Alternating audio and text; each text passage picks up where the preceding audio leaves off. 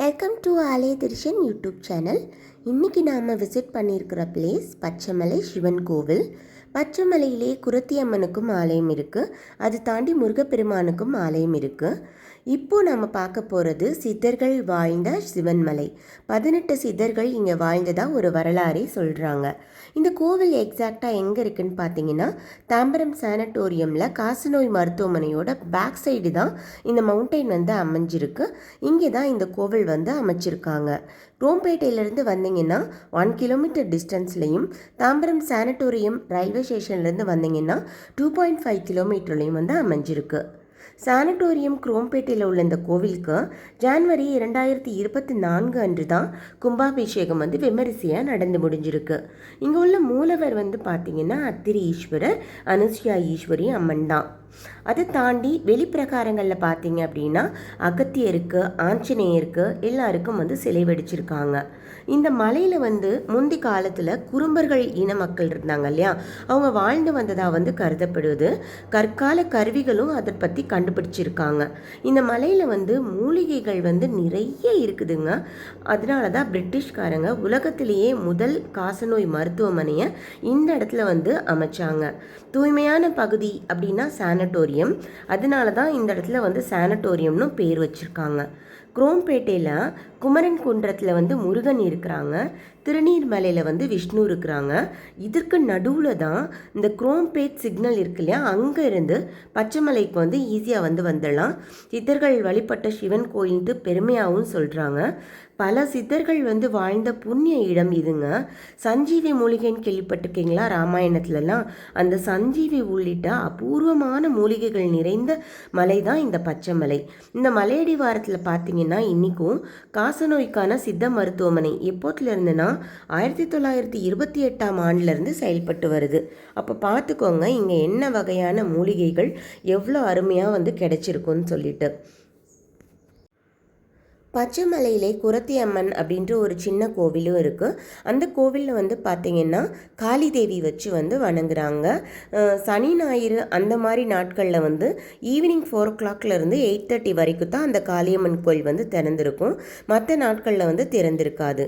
இந்த சிவன் கோயில் பார்த்தீங்கன்னா 108 படி கோயில். 108 படிகளில் ஏறி வந்தீங்க அப்படின்னா இந்த சிவன் கோயில் நம்ம ரீச் பண்ணிடலாம்.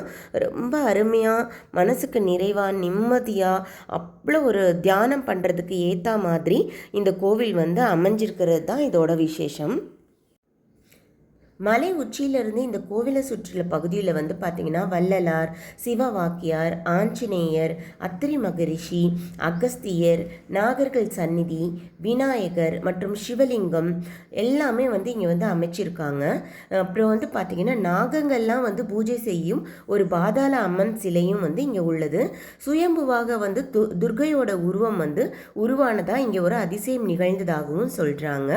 இப்போ நாம் போயிட்டுருக்கிறது பார்த்தோம் அப்படின்னா குகை மலை குடைஞ்சு ஒரு குகை போன்ற அமைப்பை ஏற்படுத்தி அங்கே பாலாம்பிகை பிரதிஷ்டை பண்ணியிருக்காங்க.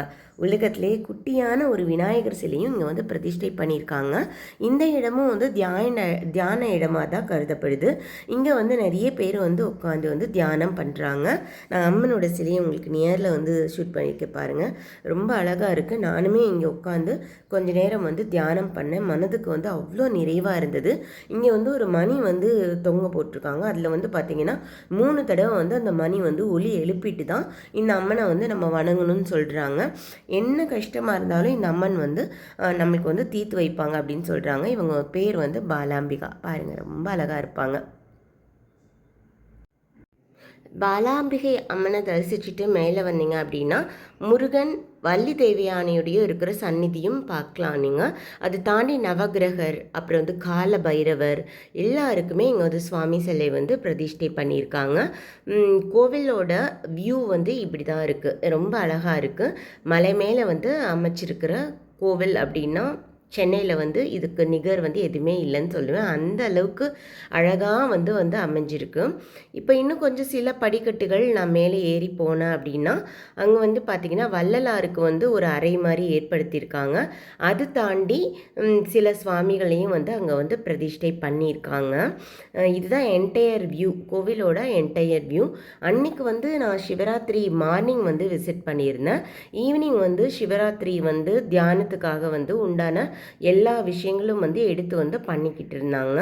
நான் ஈவினிங் வந்து போக முடியாததுனால நான் மார்னிங் விசிட் பண்ணியிருந்தேன். நிறைய பெரியவங்கெல்லாம் இருப்பீங்க. அவங்க வந்து இந்த மலையில் வந்து ஏறி வர்றதுன்றது வந்து கஷ்டம்தான். அதனால தான் வந்து நான் என்னோடய யூடியூப் சேனல் மூலியமாக நான் உங்களுக்கு வந்து இதெல்லாம் காட்டணும்னு நான் ஆசைப்படுறேன். நிறைய பேர் யங்ஸ்டர்ஸ் வந்து நீங்கள் விசிட் பண்ணியிருப்பீங்க, ஒன்றும் ப்ராப்ளம் இல்லை. அப்புறம் வந்து குரத்தியம்மன் கோவில் நான் சொன்னேன் இல்லையா, இப்போ இந்த பச்சைமலை சிவன் கோயிலுக்கு வந்து பார்த்திங்கன்னா ப்ராப்பர் ஸ்டெப்ஸ் வந்து அமைச்சிருக்காங்க.